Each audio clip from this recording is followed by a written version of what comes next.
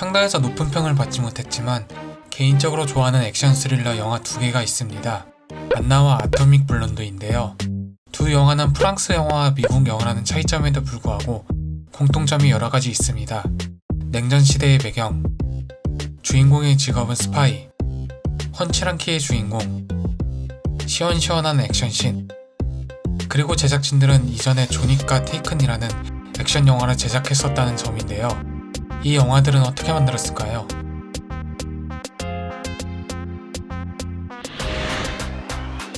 아토믹 블론드는 앤서니 존스턴의 그래픽 노블인 가장 추운 도시가 원작인데요.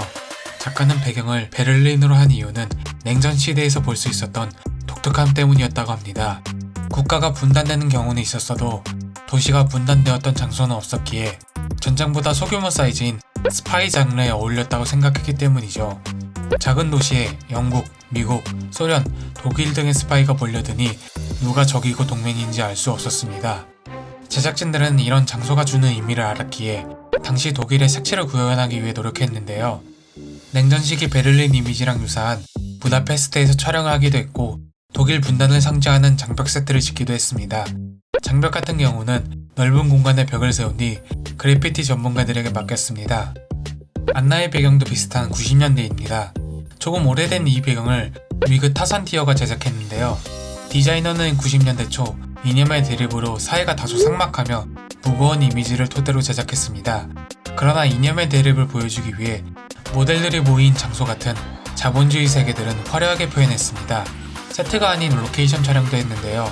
짧지만 아름다운 장면인 파리 에펠탑에서 촬영한 장면은 컴퓨터 그래픽이 아닌 실제 에펠탑 앞에서 새벽에 찍었습니다. 러시아 촬영은 다소 힘들었는데요. 4개월 전에 촬영 허가까지 받았지만 촬영 전날 허가받지 않았다면서 촬영을 거부했습니다. 고민한 감독은 결국 경찰도 몰래 촬영을 했습니다. 실제로 기차가 들어오는 장면을 기차역에서 계속 찍고 있었는데 경찰이 따라오자 찍고 도망쳤다고 합니다. 참고로 바하마 촬영도 로케이션 촬영입니다. 두 영화 모두 주인공의 시점으로 진행되기에 캐릭터에 상당히 공을 들였습니다. 인물의 삶을 보다 적극적으로 보여주는데요. 이 역시 방식의 차이가 있습니다. 이 영화는 끊임없이 관객을 속이고 안나의 캐릭터성이 바뀌는 모습이 보이는데요. 이는 각본과 캐릭터가 이것을 주제로 만들었기 때문입니다. 안나의 캐릭터를 묘사하는 이것은 바로 러시아 인형 마트리오시카입니다. 각본도 이 인형에 대한 이미지를 토대로 제작했으며 끊임없이 관객을 속이는 각본도 이 때문입니다. 끊임없이 열어도 다른 모습이 나오는 이 인형은 상황에 따라 다른 모습을 보여줘야 했고 매번 다른 옷을 입는 안나의 캐릭터성을 대표합니다. 자신이 원하는 안전한 생활이란 목표를 제한 사랑, 위상, 가발 등 모든 것을 속입니다. 아토믹 블론드는 영상 전체적으로 차가운 이미지를 가지고 있는데요. 얼음과 파란 톤의 조명등을 가지고 있습니다. 이는 로레인의 성격이 냉정한 성격이고 이번 영화는 로레인의 시점으로 진행되기에 이런 점이 영화 전체적으로 스며들었기 때문입니다. 정보기관에서 일하는 스파이로 냉정한 성격이기에 구구절절 과거의 삶과 현재 자신의 상태를 말하지 않습니다. 처음 캐릭터를 소개하는 방법도 대사 없이 사진과 소품, 상처들로 소개하는데요. 이는 존윅과 상당히 유사합니다. 다름이 아니라 존윅의 감독이 아토믹 블론드의 감독이기 때문이죠. 존윅과 비슷한 냉정한 성격을 가졌기에 이번 작품에서도 어울렸습니다.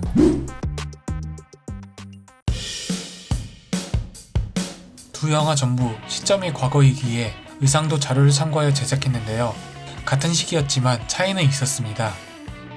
캐릭터성이 영화 전체적인 색감에도 영향을 주는 아토믹 블론드는 의상 또한 영향을 벗어날 수 없었습니다. 의상을 디자인한 신디 에반스는 쿨함이란 단어를 가장 기본적으로 깔고 제작을 했습니다.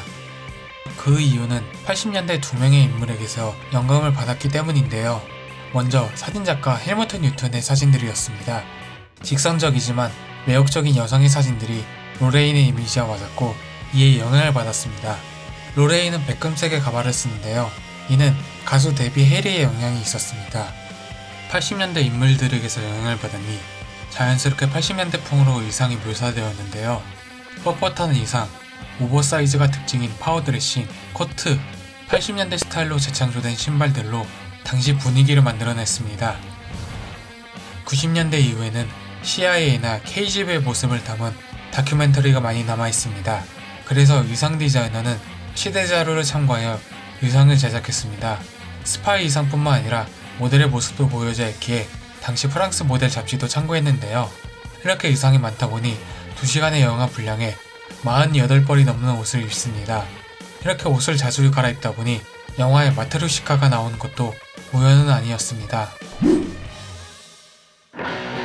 모든 영화 시퀀스가 그렇겠지만 액션씬에는 더 많은 노력이 들어갑니다.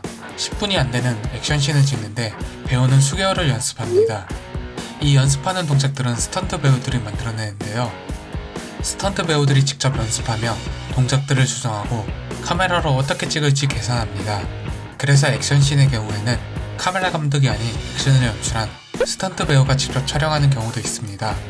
아토믹 블론드의 액션은 8711이라는 액션 스쿨에서 만들어졌습니다.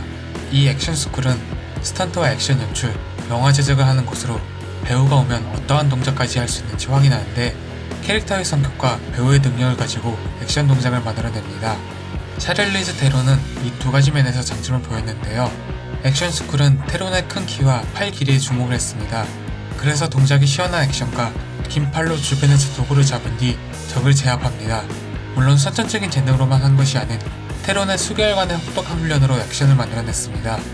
아토믹 블론드 하면 가장 유명한 8분짜리 원테이크 액션씬은 실제로는 20개 이상의 테이크로 나누어서 찍은 장면인데요. 이 장면은 휘피사체가 가까워지는 순간 한 번 끊습니다.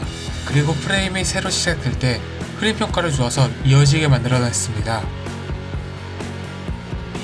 이 장면은 휘펜 기법으로 공간과 다른 공간을 이어줄 때 사용되는데요. 카메라를 순간적으로 움직이면 이렇게 화면이 흐려집니다. 이때 한번 끊고 카메라를 다시 흔들면서 다른 공간으로 넘어갑니다. 이러한 방식들로 하나의 테이크처럼 보이게 만들었습니다. 배우들은 액션씬을 하면서 많이 구르거나 벽을 향해 던져지는데요. 사실 미술팀과 협력을 해서 모든 벽과 계단을 완충제로 바꾸었습니다. 그래서 생각보다 안전하게 촬영할 수 있었습니다. 안나의 대표적인 레스토랑 액션씬은 리허설을 4개월 정도 한 후 일주일에 걸쳐서 촬영을 했습니다.